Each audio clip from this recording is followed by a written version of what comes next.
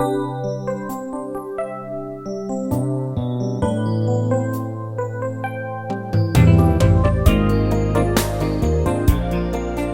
a abrir sus Biblias, por favor, en el libro de Primera de Samuel, capítulo 2, versículo 3. Primera de Samuel 2:3. No multipliquéis palabras de grandeza y altanería. Cesen las palabras arrogantes de vuestra boca, porque el Dios de todo saber es Jehová, y a Él toca el pesar las acciones. Subrayamos esta porción donde dice: el Dios de todo saber es Jehová. Y siguiendo con la serie ¿Quién es Dios?, toca el 11º mensaje, cuyo título es Dios es omnisciente. Y quiero invitarle a inclinar su rostro. Vamos a tener un momento de oración. Oremos al Señor. Eterno Dios maravilloso, en esta noche, Señor, estamos delante de ti y estamos, Señor, con el corazón dispuesto, deseoso, Señor, de oír tu palabra. Queremos ser edificados, instruidos por ti. Sabemos que tu palabra tiene ese poder transformador, que tu palabra, Señor, quebranta el corazón más duro, Señor. Tu palabra nos puede cambiar. A través de ella, Señor, nos hablas y nos revelas tu voluntad. Moldéanos, Señor. Queremos llegar a ser a la imagen de tu Hijo Jesucristo. Te lo pedimos en el nombre de Jesús. Amén. Amén. La palabra omnisciente es una palabra latina compuesta por dos términos: omni, que significa todo, y scientia, que es ciencia y quiere decir conocimiento de todas las cosas reales y posibles. Quisiera que usted imagine por un momento que usted tiene esa cualidad de saberlo todo. Si usted estaría postulando a la universidad, no habría pregunta difícil que contestar. Usted no tendría temor que miles y miles de jóvenes postularan para tan pocas vacantes. Tener esta cualidad de conocerlo todo inclusive le haría a usted ganar mucho dinero en aquellos concursos del saber, del conocimiento. Usted se dedicaría inclusive el resto de su vida a dar conferencias y a disertar al estilo de Salomón sobre una sinnúmero de temas y materias. Y como dice una frase muy popular, el que sabe triunfa. Así que para usted el triunfo estaría totalmente garantizado. Pero en esta noche queremos oír acerca de Dios. Dios es omnisciente. ¿Qué significa que Dios es omnisciente? Bueno, la palabra omnisciente no está en la Biblia como tal, pero esta doctrina sí lo está. Muchos pasajes de la Biblia nos hablan acerca del conocimiento, de la sabiduría de Dios. Vamos a citar algunos de ellos. Veamos, por ejemplo, en el libro de Job, capítulo 12, versículo 13. Job 12:13 dice así: con Dios está la sabiduría y el poder. Suyo es el consejo y la inteligencia. Veamos otra cita bíblica, Job capítulo 37, 16. Dice así: ¿has conocido tú las diferencias de las nubes, las maravillas del, ¿qué dice? Del perfecto en sabiduría? Estos y otros muchos textos más de la palabra, y algunos que los citaremos en el transcurso de este mensaje, nos hablan del conocimiento de Dios. En esta noche yo quisiera responder 3 preguntas. La primera pregunta es: ¿qué significa que Dios es omnisciente? Ya hemos visto la definición etimológica de omnisciente, pero ¿qué significa que Dios sea omnisciente? Bueno, vamos a recurrir al comentario de 2 comentaristas, Louis Berkhof y Wayne Grudem, que nos dicen algo muy parecido.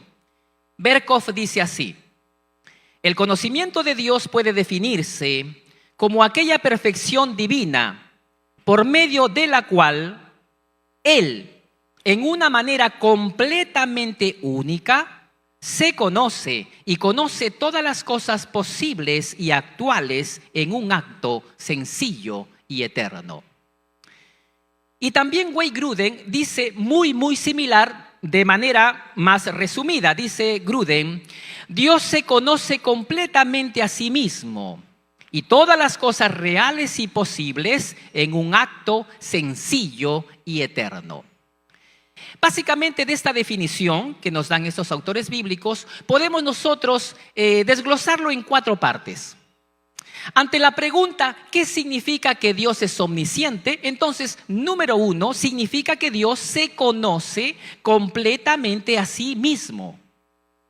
Número 2, significa que Dios conoce todas las cosas reales. Número 3, que Dios conoce todas las cosas posibles. Y todo ello, número 4, en un acto sencillo y eterno. Bueno, vamos a ver uno a uno estas partes del significado que Dios es omnisciente. Número 1, Dios se conoce completamente a sí mismo. Vayamos a la Escritura. Primera de Corintios capítulo 2, versículo 10 y 11 dice así: Pero Dios nos las reveló a nosotros por el Espíritu, porque el Espíritu todo lo escudriña, aún lo profundo de Dios. Porque ¿quién de los hombres sabe las cosas del hombre sino el espíritu del hombre que está en él? Así tampoco nadie conoció las cosas de Dios sino el Espíritu de Dios. Amados hermanos, siendo que el ser de Dios es infinito y además es ilimitado, solamente Dios puede conocerse a sí mismo en todos los aspectos de su ser. Esto de por sí ya debería maravillarnos, pero además nos deja excluidos de alcanzar tal conocimiento, toda vez que nosotros somos limitados y además somos finitos. Fíjese lo que dice el salmista en el 145, versículo 3. Dice así: Grande es Jehová y digno de suprema alabanza, y su grandeza es inescrutable. Yo le pregunto a usted, ¿cuán grande es Jehová? ¿Cómo podría usted responder ante la grandeza de Jehová? Una esposa le pregunta a su esposo y le dice: ¿cuánto me amas? ¿Cuán grande es tu amor? Él le dice: yo te amo hasta el infinito. Ella le dice: ¿nada más? Él le dice: hasta el infinito y más allá. Ella quiere saber cuán grande es el amor que él tiene para con ella. Pero la pregunta ¿cuán grande es Dios? Nosotros no podemos responder, porque la parte final del versículo dice que su grandeza es inescrutable. Lo que significa, como lo traducen otras versiones, excede nuestro entendimiento. La grandeza de Dios va más allá de nuestra capacidad de pensar. Por lo tanto, solamente Dios puede conocerse a sí mismo cabal y totalmente. Ahora bien, esto no nos debe desanimar en nuestro intento y en nuestro esfuerzo de conocer a Dios. Alguien podría decir: bueno, entonces es inútil esforzarnos en conocer a Dios. No, hermanos, de ninguna manera.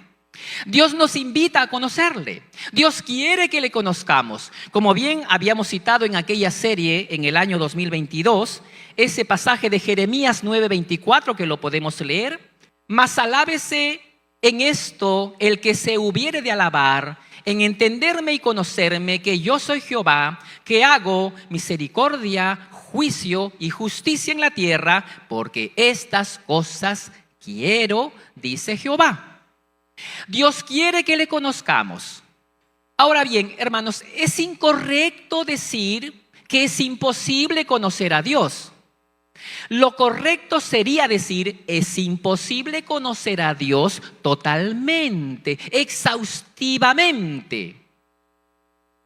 Como en el matrimonio, los esposos y las esposas. Quiero preguntarle a los varones: ¿conoce usted totalmente a su esposa?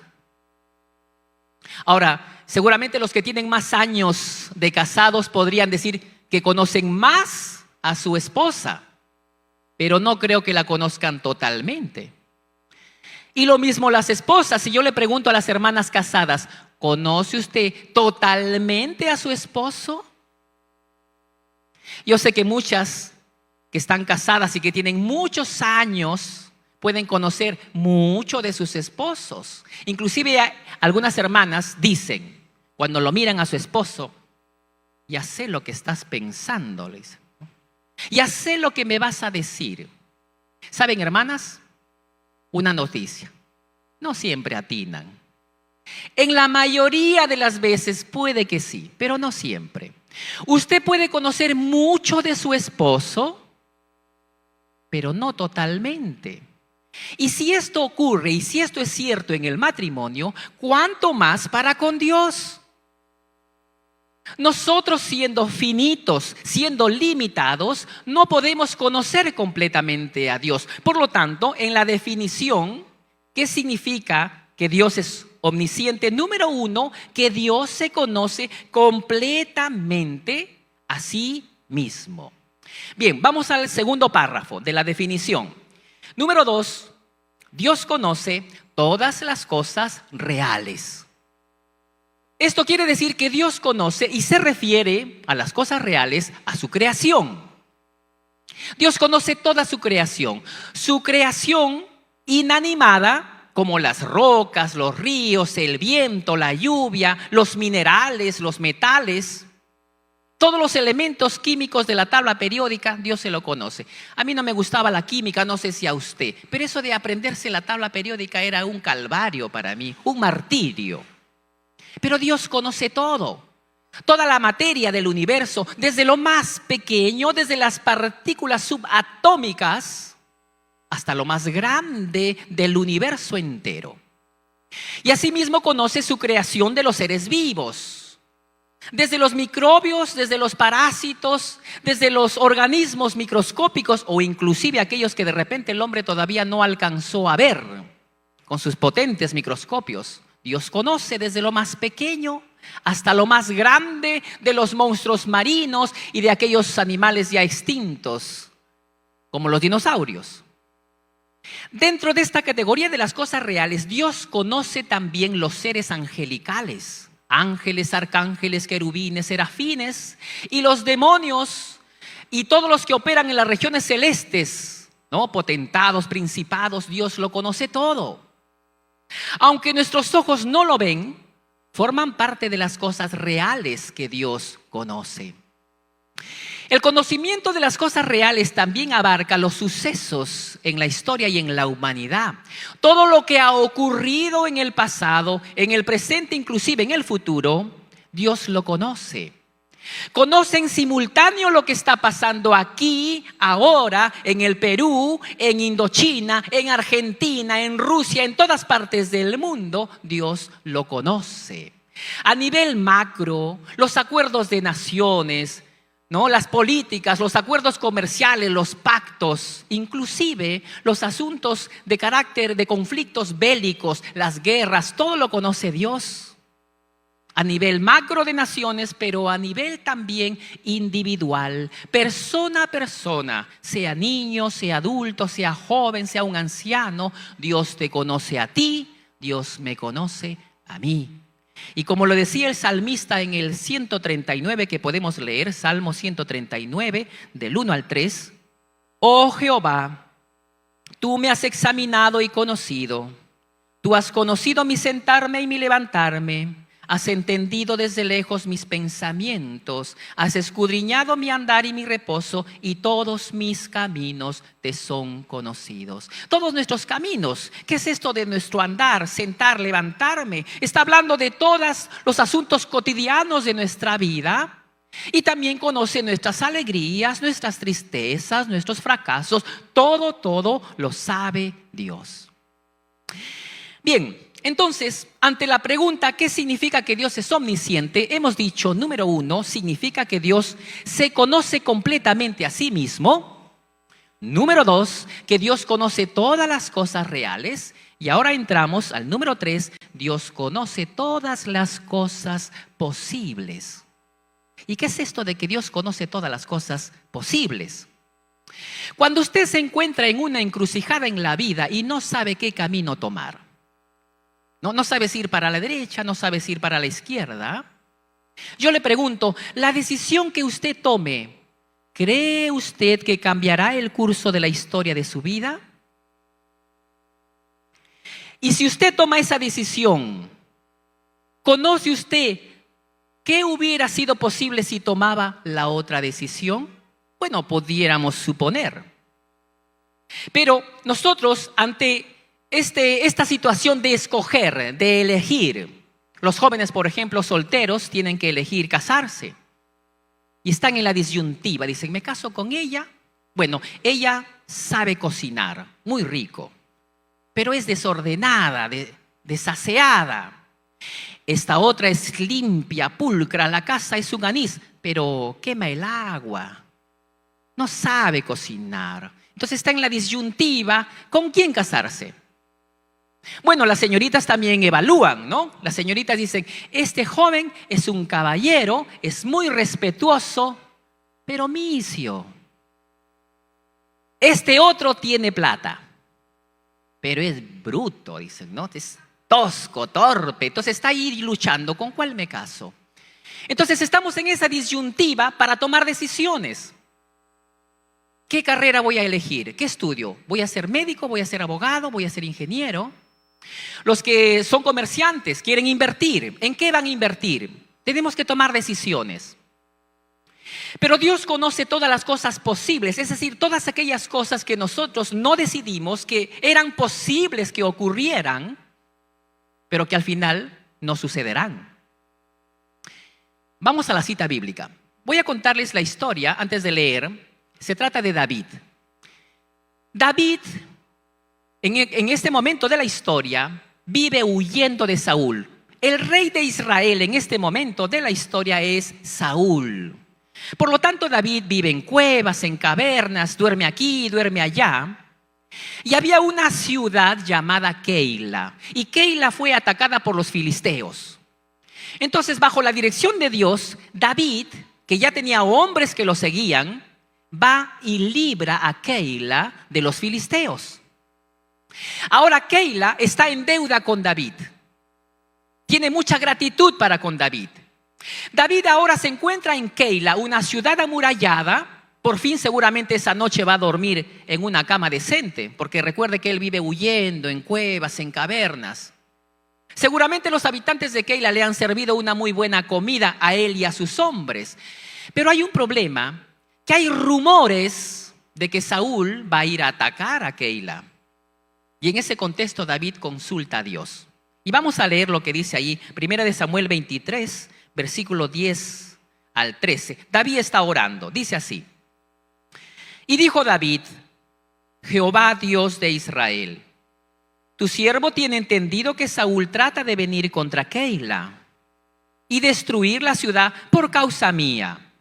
Pregunta David, ¿me entregarán los vecinos de Keila en sus manos? Otra pregunta, ¿descenderá Saúl como ha oído tu siervo? Jehová Dios de Israel, te ruego que lo declares a tu siervo. Y Jehová dijo, sí, descenderá. Versículo 12.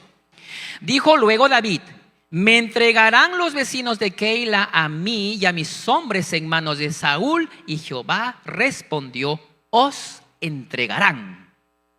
Vamos al 13. David entonces se levantó con sus hombres, que eran como 600, y salieron de Keila y anduvieron de un lugar a otro.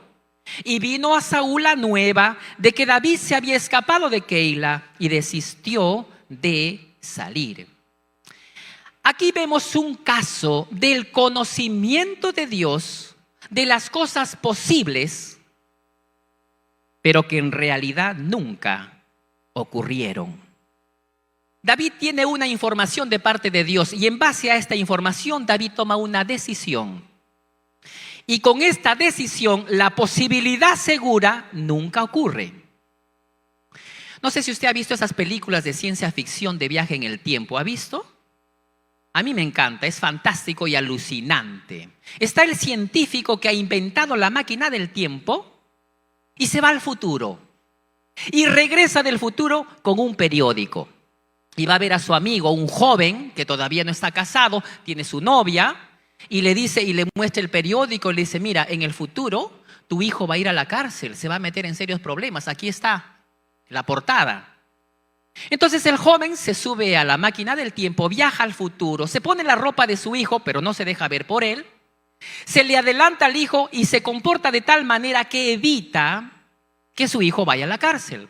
Y regresa en la máquina del tiempo y trae el periódico y le dice al científico: mira, hemos cambiado la historia.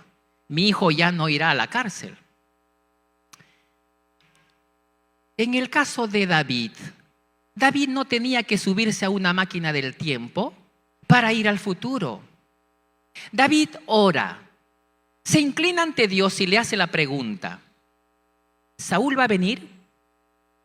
Y Dios, que lo sabe todo, le dice: va a venir. Segunda pregunta. Lo que pasa es que David sabe que ha puesto en apuros a Keila. Keila está muy agradecido con David. David ha librado a Keila de los filisteos, pero el rey es Saúl. David no es rey. Así que los habitantes de Keila están comprometidos o bien a protegerlo a David o bien a entregarlo. Porque la ciudad está en un problema. Y David quiere saber: a ver, ¿me van a proteger, me van a guardar o me van a entregar? Y le pregunta a Dios: ¿me entregarán? Y Dios le dice: te entregarán. Dios conoce. Es interesante, hermanos, que Dios no le dice de la siguiente manera: mira, David, si tú te quedas, va a llegar Saúl, los habitantes de Keila te van a entregar. Dios no le dice: si tú te escapas, entonces Saúl no vendrá y los habitantes de Keila no se sentirán en el compromiso de entregarte. No se lo dice así. Simplemente le da la información tal cual fue la pregunta de David. Y quedó en David tomar una decisión. Con todo este conocimiento de lo que es posible, y ojo, vamos a distinguir aquí que no era una probabilidad, era 100% posible que eso iba a ocurrir. Y ahora David toma una decisión sabia y se escapa. Y lo que era posible no ocurrió. Bueno, ¿cuántos quisieran tener ese conocimiento, no? Que Dios les declarara si en el futuro su esposa le va a quemar el arroz, ¿no? O de repente va a ser otra la realidad. Yo sé eso, hermanos, esa inquietud cada uno de nosotros tenemos, ¿no? A veces queremos que el vellón aparezca mojado o seco y que Dios nos hable de esa manera. Pero no siempre es así. Hay otra historia que quiero comentarles con un final diferente. Es la historia de un rey, de Sedequías. El contexto es que ya el pueblo de Israel había pecado tanto contra Dios que Dios había decidido, en definitiva, castigarlos y llevarlos a la cautividad. Y en ese contexto, Sedequías recibe una información de parte de Dios por medio del profeta Jeremías, que le dice de la siguiente manera. Está en el libro de Jeremías, capítulo 38, vamos a leer desde el 17. Entonces dijo Jeremías a Sedequías: así ha dicho Jehová, Dios de los ejércitos, Dios de Israel: si te entregas enseguida a los príncipes del rey de Babilonia, tu alma vivirá, y esta ciudad no será puesta a fuego, y vivirás tú y tu casa. Pero si no te entregas a los príncipes del rey de Babilonia, esta ciudad será entregada en mano de los caldeos, y la pondrán a fuego, y tú no escaparás de sus manos. Y mire lo que dijo el rey Sedequías. El rey Sedequías dijo a Jeremías: tengo temor de... Qué increíble, ¿no? Ojalá hubiera dicho: tengo temor de Jehová. No. Tengo temor de los judíos que se han pasado a los caldeos, no sea que me entreguen en sus manos y me escarnezcan. Pero mira lo que dice el 20. Y dijo Jeremías: no te entregarán. Oye ahora la voz de Jehová, que yo te hablo, y te irá bien y vivirás. Aquí está Sedequías con toda la información del futuro. Nada más que para Sedequías le resulta un poco inconcebible tomar una decisión que a él le parece incoherente. ¿Cómo es posible que un rey tenga que entregarse a sus enemigos? No le parece sensato desde su punto de vista. Entonces, Sedequías, lamentablemente, a diferencia de David, toma la decisión equivocada. Decide lo que a él le parece es lo más cuerdo. Pero como resultado, hermanos, es capturado. Como resultado de esta decisión errónea y fatal, todos sus hijos son degollados en su presencia. Qué triste y qué dolor ver que un padre ve a sus hijos ser degollados. Y después le sacaron los ojos. Y luego la ciudad fue quemada y las murallas fueron derribadas. Qué final más trágico. Bueno, entonces tenemos estas dos historias, la de David y la de Sedequías, en cuanto al conocimiento de Dios de todas las cosas posibles.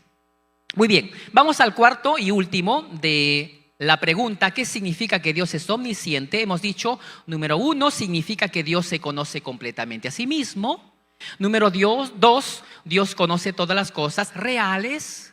Número 3, que Dios conoce todas las cosas posibles. Y número 4, en un acto sencillo y eterno.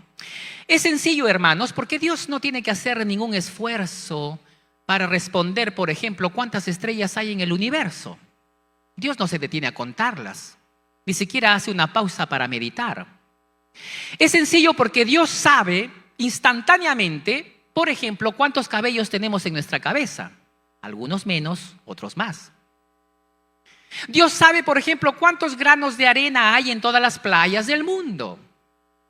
Y como dice Berkhoff, el conocimiento de Dios es innato e inmediato y no el resultado de la observación o de un proceso de razonamiento. Es simultáneo y no sucesivo, de manera que conoce todas las cosas en su totalidad y no poco a poco o una detrás de la otra. Pero el conocimiento de Dios, mis amados hermanos, no solamente es sencillo, sino que también es eterno. ¿Qué significa que es eterno? Significa que el conocimiento de Dios no aumenta ni disminuye. Dios no tiene nada nuevo que aprender. Esto es interesante, mis amados hermanos. Nosotros, los seres humanos, tenemos mucho que aprender desde que nacemos.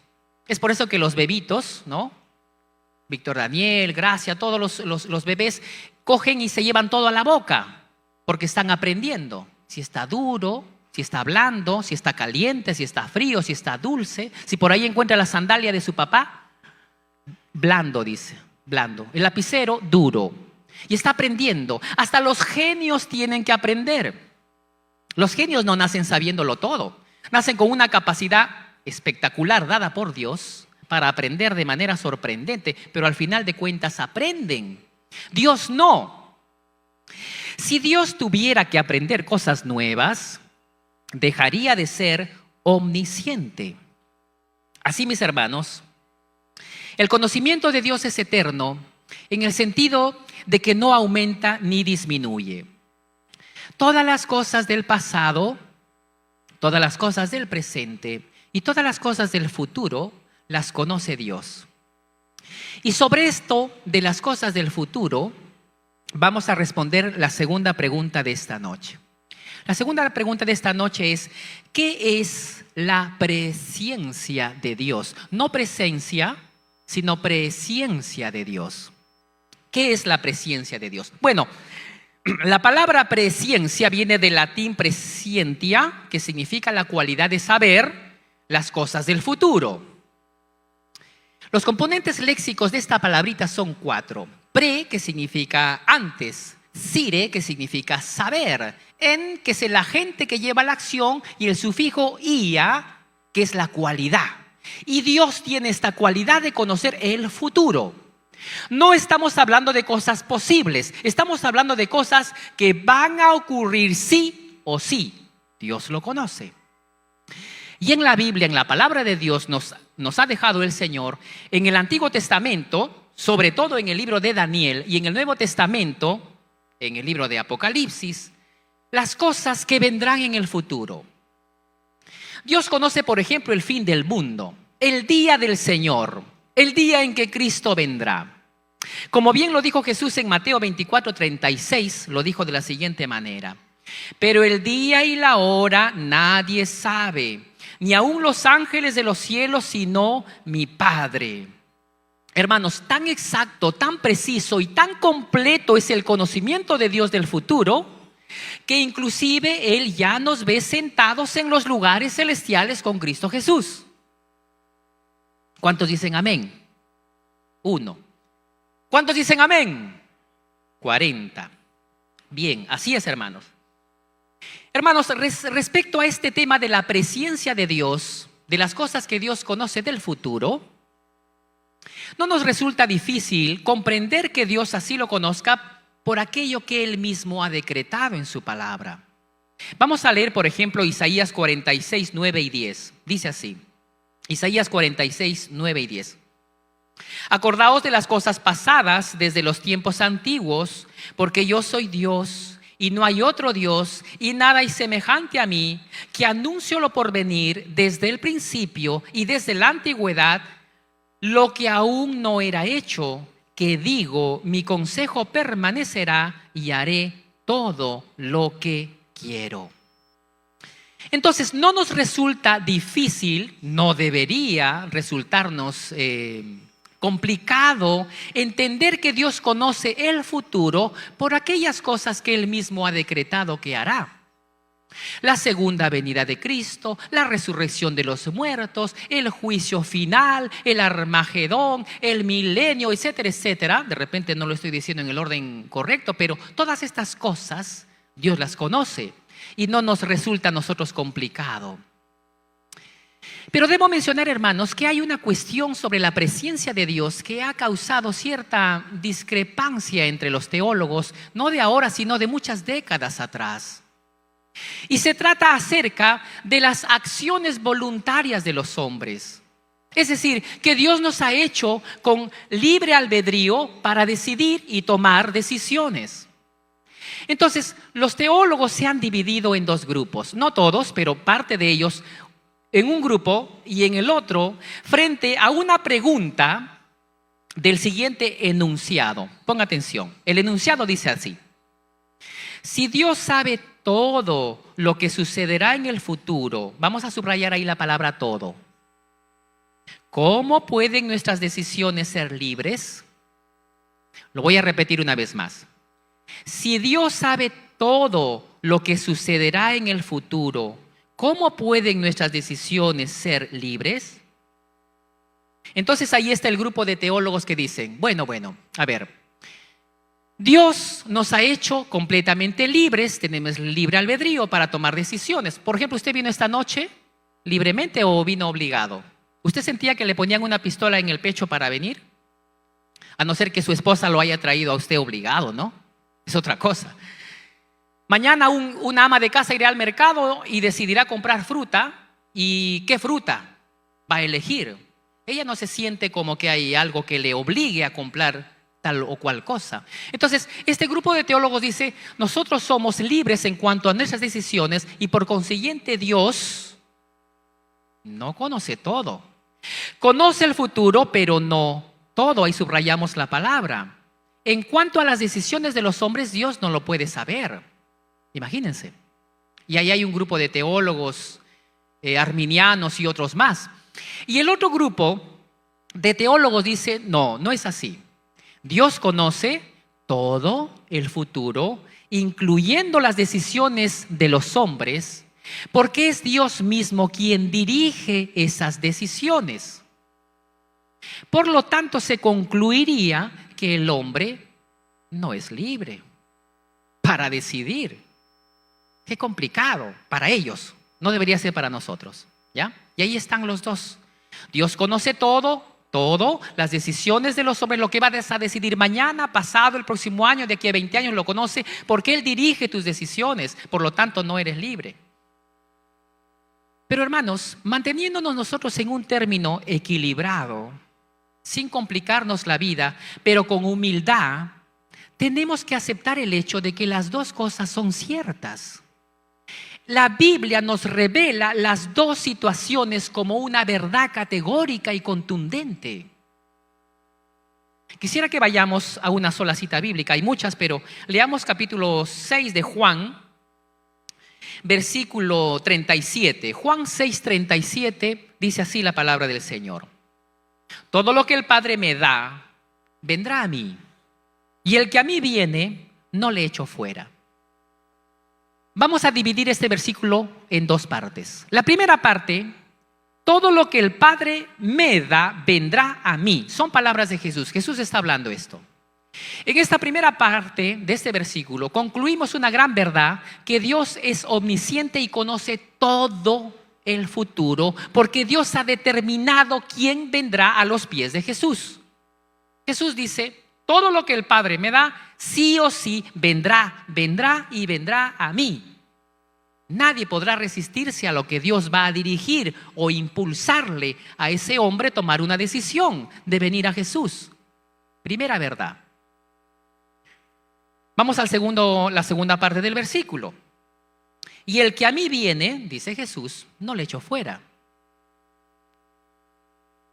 Voluntad para decidir. Segunda verdad. Es verdad que tú tienes que decidir. Tú podrías decir: a mí no me interesan las cosas de Dios. No me importa eso de que Jesucristo fue a la cruz. Yo no quiero esas tonterías para mí. Decides libre, voluntariamente. En tu experiencia eres consciente de lo que dices. Es tan cierto como la primera. Entonces, hermanos, nosotros tenemos que ser humildes para aceptar esta realidad de parte de Dios. Y aunque nuestra mente es pequeñita, ya hemos dicho en la primera parte del mensaje que solamente Dios se conoce a sí mismo, porque el ser de Dios es ilimitado, infinito. Entonces, ante esta realidad, ¿habrá acaso algo difícil para Dios? ¿Acaso no es posible para Dios haber creado a sus criaturas con libertad en su experiencia cotidiana para decidir y al mismo tiempo que Él dirija sus acciones? No hay nada difícil para Dios. Muchos textos de la palabra de Dios dicen, por ejemplo, que Dios al que quiere endurecer, endurece. Y también dice la Escritura que el corazón del rey está en la mano de Dios y a donde Él quiere lo inclina. Así que es totalmente cierto decir que Dios guía la voluntad de los hombres. Pero ese tema lo vamos a dejar allí, hermanos. Dios mediante, no sé si Dios lo quiere, pueda yo compartir otro tema acerca de la providencia de Dios, donde se nos amplía mucho más acerca de este tema. Pero entonces, hermanos, volviendo aquí al mensaje, hemos respondido ya dos preguntas. La primera pregunta: ¿qué significa que Dios es omnisciente? La segunda pregunta: ¿qué es la presciencia de Dios? Y vayamos ahora a la tercera y última pregunta: ¿en qué nos ayuda saber que Dios es omnisciente? ¿En qué te ayuda a ti? ¿Cuál es la bendición, el beneficio, ¿no?, de saber que Dios es omnisciente? Sin duda nos ayuden mucho, pero quiero solamente mencionar en tres cosas. Número uno, nos ayuda a tener confianza al momento de presentar nuestras oraciones. Que usted y yo sepamos que Dios es omnisciente, esto nos ayuda a tener confianza en el momento de presentar nuestras oraciones. Fíjese lo que dice Mateo 6, 7 y 8. Dice así la palabra del Señor: y orando, no uséis vanas repeticiones como los gentiles, que piensan que por su palabrería serán oídos. No os hagáis pues semejantes a ellos, porque vuestro Padre sabe de qué cosas tenéis necesidad. ¿Cuándo? Antes que vosotros le pidáis. ¿No es esto maravilloso, hermanos? Que Dios conoce tus necesidades antes de que le pidas. Inclusive el Salmo 139, 4 dice: pues aún no está la palabra en mi lengua, y aquí, oh Jehová, tú la sabes toda. Hermanos, que Dios conozca nuestras necesidades y que antes inclusive que le pidamos, Él ya lo sepa todo. Eso nos da confianza en el momento de orar. Ahora bien, no deberíamos caer en el error de algunos que dicen: bueno, si Dios sabe todo lo que necesito, ¿ya para qué orar? Si Dios sabe. Sería un error. Es un error, hermanos, porque la Biblia nos invita a orar. Es un error porque Dios ha diseñado que nosotros nos acerquemos a Él por medio de la oración. Por medio de la oración nosotros podemos tener comunión con Él, expresarle nuestras necesidades precisamente. Y hay varias citas bíblicas, como por ejemplo Filipenses 4:6, que dice: por nada estéis afanosos, si no sean conocidas vuestras peticiones delante de Dios en toda oración y ruego. Así que es un diseño de Dios. Primera de Tesalonicenses 5:17 dice: orad sin cesar, categóricamente, un mandato de Dios. Primera de Pedro 5:7 dice: echando toda vuestra ansiedad sobre Él, porque Él tiene cuidado de vosotros. Entonces, hermanos, es un error creer que como Dios lo sabe todo, ¿para qué orar? Otro error es decir: bueno, sí, hay que orar, pero ¿para qué llorar? ¿Para qué clamar? ¿Para qué suplicar? ¿Acaso Dios es malo? ¿Por qué ahí tenemos que llorar y clamar? Hermanos, si tu necesidad es real y tienes un dolor genuino, llora ante Dios. Bueno, vamos a la cita bíblica. Hebreos capítulo 5, versículo 7. Y está hablando nada más y nada menos de Cristo mismo. Dice: y Cristo, en los días de su carne, ofreciendo ruegos y súplicas con gran clamor y lágrimas al que le podía librar de la muerte, fue oído a causa de su temor reverente. Hermanos, es cierto que Dios es omnisciente. Es cierto que Dios conoce tus necesidades. Es cierto, muy cierto, inclusive que Dios ha previsto la respuesta a tu oración desde antes de la fundación del mundo. Esto es increíble. Bajo la base de que Dios es omnisciente y bajo la base de que el conocimiento de Dios no aumenta ni disminuye, desde antes de la fundación del mundo, Dios había provisto la respuesta para tus oraciones. Pero eso no significa que en el momento de orar tú puedas expresar con lágrimas a Dios o con clamor, como lo hizo Jesús. Usted se imagina a Jesús decir así: a ver, yo sé que de aquí a 3 días voy a resucitar, así que ¿para qué orar? Absurdo, ¿no? O usted se imagina a Jesús decir: bueno, voy a orar, pero puesto que Dios me levantará de los muertos, no tengo ni por qué llorar. Hermanos, la experiencia de Jesús era real. Jesús no estaba viviendo una ilusión. Su situación era terrible. Tanto así que le pidió a sus discípulos que lo acompañaran en ese momento de tanta presión. Así tus necesidades y las mías son reales. Y por eso que podemos llorar y clamar a Dios. Sin embargo, hermanos, bajo la base de la omnisciencia de Dios podemos tener confianza de que nuestras oraciones tienen respuesta y que Dios ha provisto la respuesta a nuestras oraciones, inclusive antes de la fundación del mundo. Esto es maravilloso. Y Oliver Buswell nos ilustra de una manera que nos aclara cómo es esto posible que Dios ha preparado la respuesta a nuestras oraciones antes de la fundación del mundo. Bueno, nos plantea la situación siguiente. Una madre, las que son madres aquí, tienen sus hijos pequeños, una madre que cuida a su hijo enfermo y lo acuesta para dormir. El niño está enfermo. La madre sabe que en cualquier momento de la noche su hijo lo va a llamar. Va a llorar, se va a levantar, lo va a llamar. En ese conocimiento la madre prevé un vaso con agua, una pastilla, el termómetro, lo que fuera, se anticipa y se va a dormir. Efectivamente el niño se despierta y clama y llora. Su dolor es real, su clamor es genuino. La madre se levanta a contestar el clamor del hijo, pero ella ya había previsto de antemano la respuesta a la necesidad de su hijo. Así que esta situación cotidiana, que nos lo plantea así Buswell, nos ayuda a comprender que Dios de antemano ha preparado la respuesta a nuestras oraciones. Y todo ello en base a la omnisciencia de Dios. Y yo le pregunto, ¿no le da eso a usted confianza en el momento de orar? ¿Amén o no amén? Amén. En segundo lugar, ¿en qué nos ayuda a saber que Dios es omnisciente? Vamos a otro punto. Nos ayuda a tener esperanza al afrontar las dificultades de la vida.